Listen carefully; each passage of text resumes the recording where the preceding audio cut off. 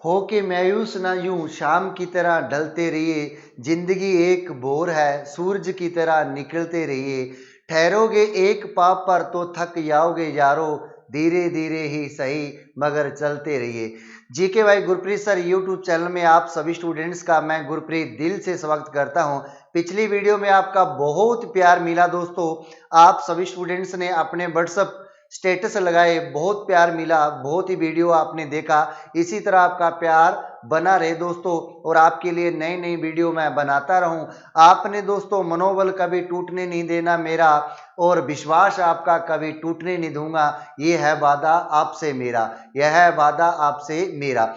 चलो शुरुआत करते हैं दोस्तों। हरियाणा के धार्मिक स्थल हमारा टॉपिक चल रहा था, आज हम पढ़ने जा रहे हैं हरियाणा के धार्मिक स्थल। कहां तक हमने पढ़ लिए थे धार्मिक स्थल, और हमारा जल्द से जल्द दोस्तों कोशिश करूंगा आपके लिए नए साल पे वीडियो लेकर आऊं, लाइव वीडियो लेकर आऊं, क्योंकि पढ़ना आपने है दोस्तों, पढ़ाना मुझे है। मजा पढ़ने का तभी आ जाता है जब आमने सामने हो, जब आमने सामने हो। चलो दोस्तों क्या पढ़ते हैं हम, हरियाणा के धार्मिक स्थल। हरियाणा के धार्मिक स्थल ये हमारा टॉपिक चल रहा था, इसको हम कंप्लीट करेंगे धीरे धीरे धीरे धीरे। एग्जाम से पहले आपके काफी टॉपिक क्लियर हो जाएंगे, और उम्मीद करता हूं दोस्तों जितने भी पीछे टॉपिक करवाए गए हैं हरियाणा जीके के, एक एक टॉपिक से उम्मीद करूंगा हरियाणा के आने वाले एग्जाम में एक एक क्वेश्चन आपको देखने को मिल जाएगा। पिछली वीडियो भी साथ के साथ देखते रहें, क्योंकि कुछ समय निकालना है, वीडियो छोटी बनाता हूं इसलिए देखते रहिए आप। धार्मिक स्थल के बारे में हम पढ़ेंगे दोस्तों। धार्मिक स्थल में हमने पुष्कर तीर्थ पढ़ा, पांडु पिंडारा पढ़ा, हरियाणा का लघु हरिद्वार किसे कहा जाता है, पांडु पिंडारों को कहा जाता है दोस्तों। आज हम पढ़ेंगे दोस्तों, आपसे पूछा जा सकता है एग्जाम के अंदर बहुत बार पूछा जा चुका है, मोखरी गांव। मोखरी गांव, मोखरी गांव किसका हिस्सा है दोस्तों? मोखरी गांव कहां पर स्थित है? मोखरी गांव जींद जिले में स्थित है। आपसे पूछा जाएगा मोखरी गांव में कौन सा तीर्थ है, तो उस समय आपका राइट आंसर क्या होगा? पुष्कर तीर्थ। कौन सा राइट आंसर होगा दोस्तों? पुष्कर तीर्थ।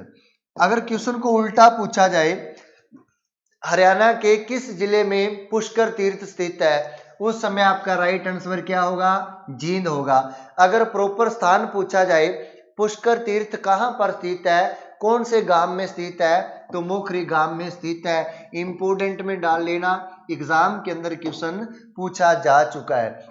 अगर इसके अलावा भी मैं जींद जिले में बात करूं दोस्तों, जींद जिले में जामनी तीर्थ के बारे में आपने पढ़ा होगा। जामनी तीर्थ कहां पर स्थित है? जामनी तीर्थ दोस्तों जींद जिले का एक गांव है। जींद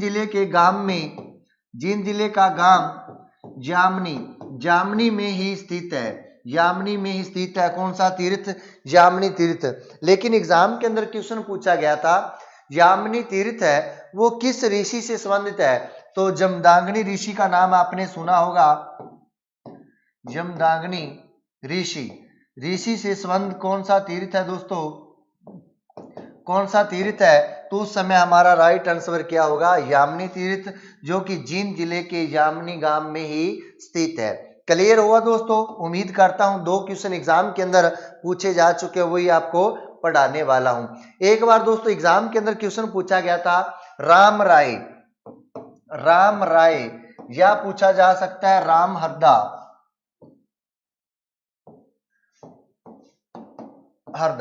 आपसे पूछा जा सकता है कहां पर स्थित है, ये भी जींद जिले में स्थित है। कहां पर स्थित है दोस्तों?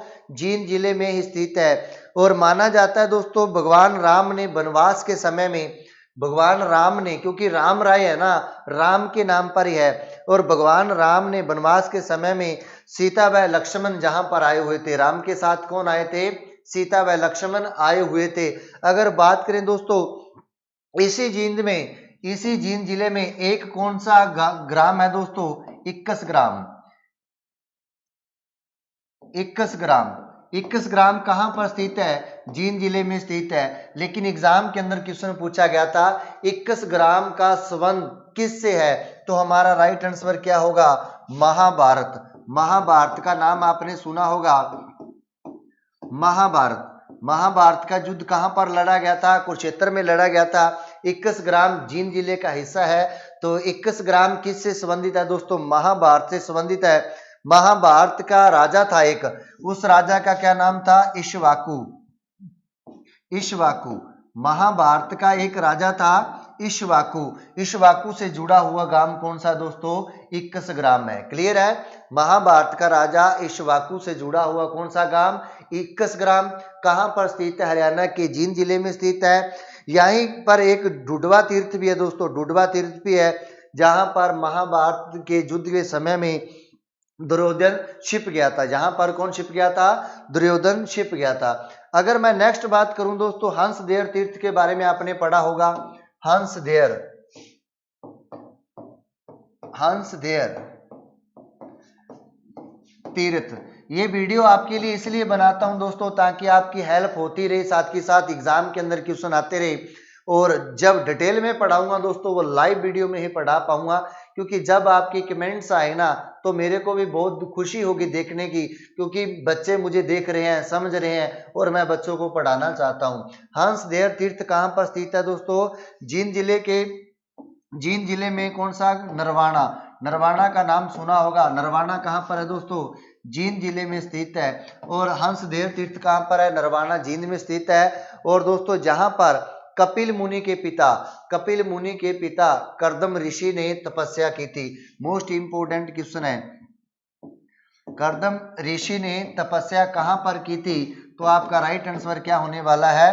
हंसदेव तीर्थ पर, जो कपिल मुनि के पिता कर्दम ऋषि ने यहां पर क्या की थी? तपस्या की थी। और भगवान हंस पर बैठकर, ब्रह्मा भगवान हंस पर बैठकर यहीं पर आए थे, यह माना जाता है। उसके बाद अगर बात करूं दोस्तों, गुरुद्वारे के बारे में पढ़ लेते हैं, क्योंकि तीर्थ स्थल यह, तीर्थ स्थल से एग्जाम के अंदर क्वेश्चन पूछा जाता है।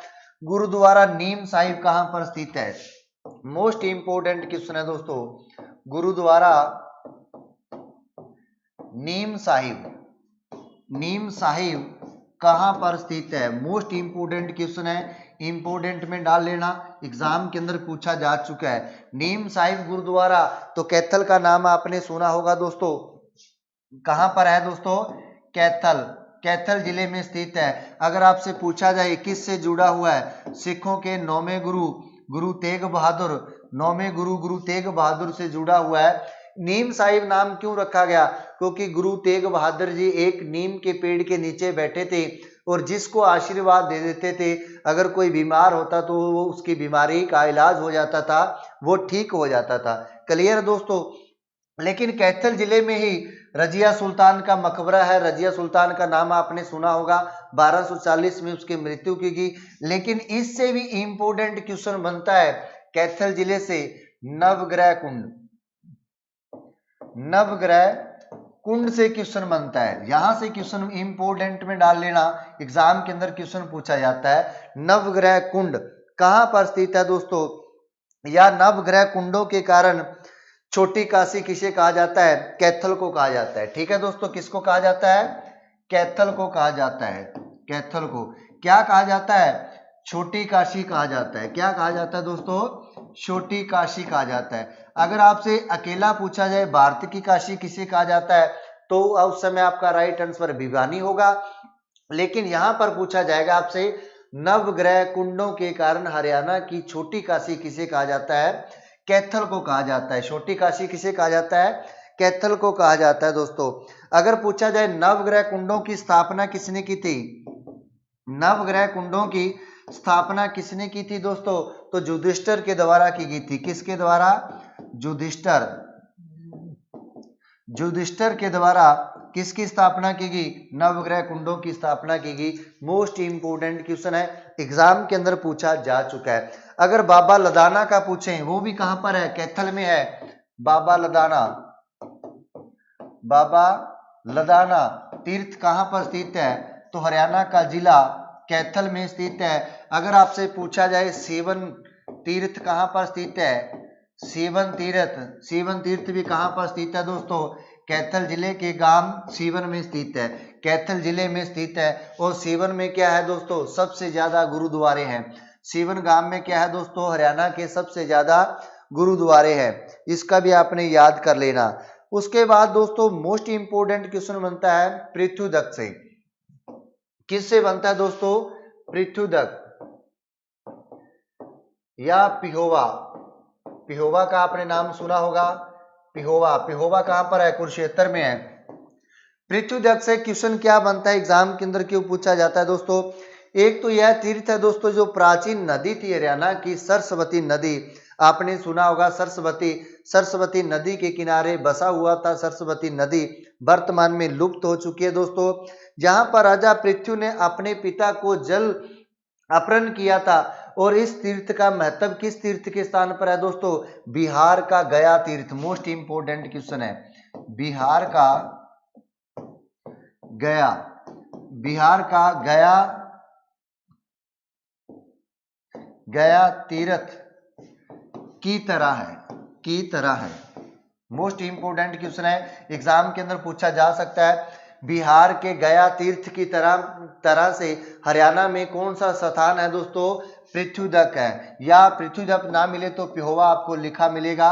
बिहार गया, जो बिहार में गया है, गया तीर्थ की तरह है दोस्तों क्या? पृथ्वीदक। क्लियर हो जाता है। यहाँ पर बाबा श्रवणनाथ व गरीबदास का प्राचीन मंदिर भी स्थित है। मोस्ट इंपोर्टेंट क्वेश्चन, एग्जाम के अंदर क्वेश्चन ये पूछे जा चुके हैं। अगर आपसे पूछा जाए बाणगंगा या अनरक तीर्थ कहां पर स्थित है भाई? बाणगंगा नाम से क्लियर है यहाँ पर, बाणगंगा। या आपसे पूछा जाता है अनरक तीर्थ कहां पर स्थित है? अनरक तीर्थ कहां पर स्थित है? तो मोस्ट इंपोर्टेंट क्वेश्चन क्या बनने वाला है दोस्तों? कुरुक्षेत्र जिला बनने वाला है।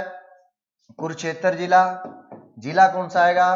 कुरुक्षेत्र। अगर आपसे गांव पूछा जाए तो नरकात्री, नरकात्री गांव में स्थित है। नरकात्री गांव में स्थित है। आपसे पूछा जाता है नरकात्री गांव में कौन सा तीर्थ स्थित है? अनरक तीर्थ या बाणगंगा। कहां पर? कुरुक्षेत्र में। इसी स्थान पर दोस्तों विषम कुंड या बाणगंगा स्थित है।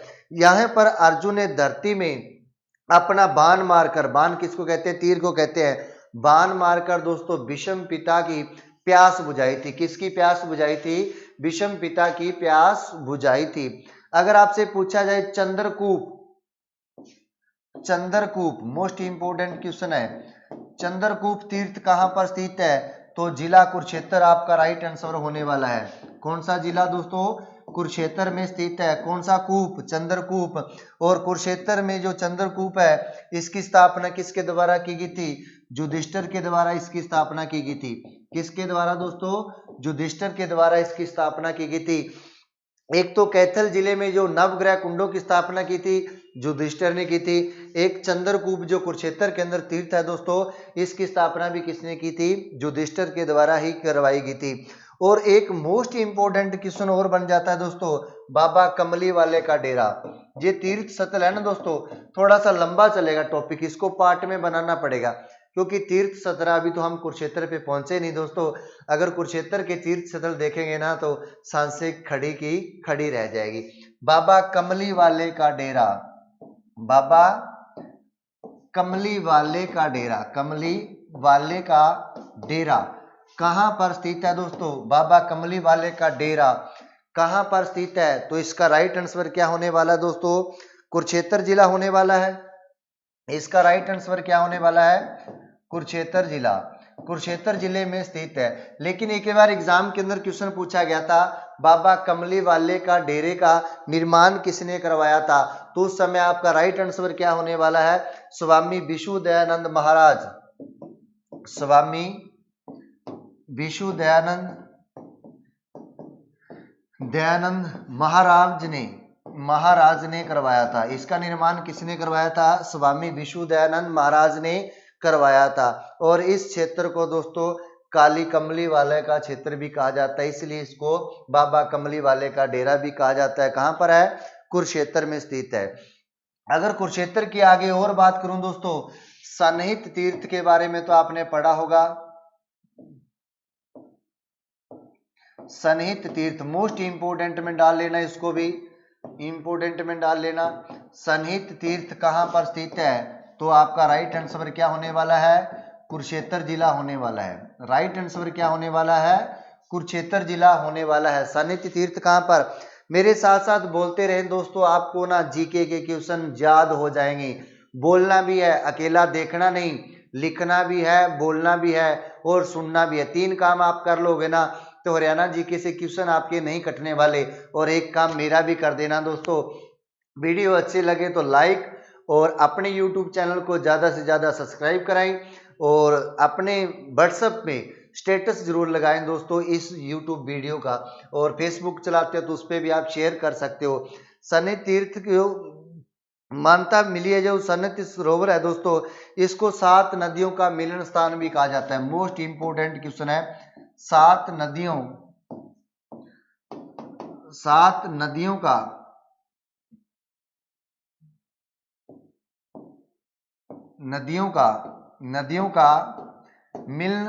मिलन स्थान भी कहा जाता है। किसको कहा जाता है? सानिध्य तीर्थ को कहा जाता है। मोस्ट इंपोर्टेंट क्वेश्चन है दोस्तों। इस सरोवर में अगर बात करें, अमावस्या के दिन स्नान करना पुण्यदायक बताया गया। इस सरोवर में अमावस्या के दिन दोस्तों स्नान करना पुण्यदायक बताया गया है। और भगवान विष्णु का स्थायी निवास भी बताया गया। किसे बताया गया? सानिध्य तीर्थ को बनाया गया है। भगवान विष्णु का स्थायी निवास स्थान किसे बताया गया है? विष्णु का बनाया गया है। क्लियर है दोस्तों। इसके बाद हम पढ़ेंगे वाल्मीकि तीर्थ। वाल्मीकि तीर्थ से मोस्ट इंपोर्टेंट क्वेश्चन बनने वाले हैं दोस्तों। ये क्लियर होते जा रहे हैं ना, साथ के साथ आपके बताते जाना दोस्तों। वाल्मीकि तीर्थ के बारे में हम पढ़ेंगे। वाल्मीकि तीर्थ या वाल्मीकि तीर्थ कहां पर स्थित है दोस्तों? कुरुक्षेत्र जिले में स्थित है। कहां पर स्थित है? कुरुक्षेत्र जिले में स्थित है। लेकिन जहां पर जो इंपोर्टेंट क्वेश्चन क्या बन जाता है, कुरुक्षेत्र अगर ऑप्शन में ना मिले दोस्तों तो थानेसर भी आपका राइट आंसर हो सकता है। थानेसर भी आपका राइट आंसर हो सकता है। लेकिन जो एग्जाम के अंदर पूछा जाएगा, जो वाल्मीकि तीर्थ है दोस्तों, इस मंदिर का निर्माण किसके द्वारा करवाया गया था? महर्षि वाल्मीकि द्वारा करवाया गया था। यहां पर दोस्तों लक्ष्मण गिरी महाराज ने जीवित समाधि ली थी। मोस्ट इंपोर्टेंट क्वेश्चन है, लक्ष्मण गिरी महाराज ने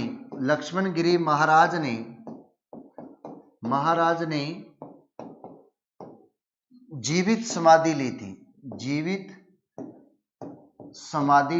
मोस्ट इंपोर्टेंट क्वेश्चन है, भी समाधि ली थी। पूछा जा सकता है आपसे, लक्ष्मण गिरी महाराज ने जीवित समाधि कहां पर ली? कौन से तीर्थ पर ली? तो वाल्मीकि तीर्थ पर ली। वाल्मीकि तीर्थ किस स्थान पर स्थित है? तो थानेसर। जिला पूछा जाए कुरुक्षेत्र। क्योंकि क्वेश्चन को घुमाया जाता है दोस्तों। अगर क्वेश्चन को पढ़ना आपने अच्छे से, अगर अच्छे से क्वेश्चन पढ़ लिया तो क्वेश्चन आपका गलत नहीं होगा। नेक्स्ट वीडियो में हम पढ़ेंगे ब्रह्म सरोवर के बारे में दोस्तों। और वीडियो अच्छा लगे तो दोस्तों लाइक जरूर कर देना और अपने YouTube चैनल को सब्सक्राइब कर लेना दोस्तों। और शेयर करना ना भूलें दोस्तों। खुश रहो, पढ़ते रहो, मुस्कुराते रहो। Thank you, bye bye.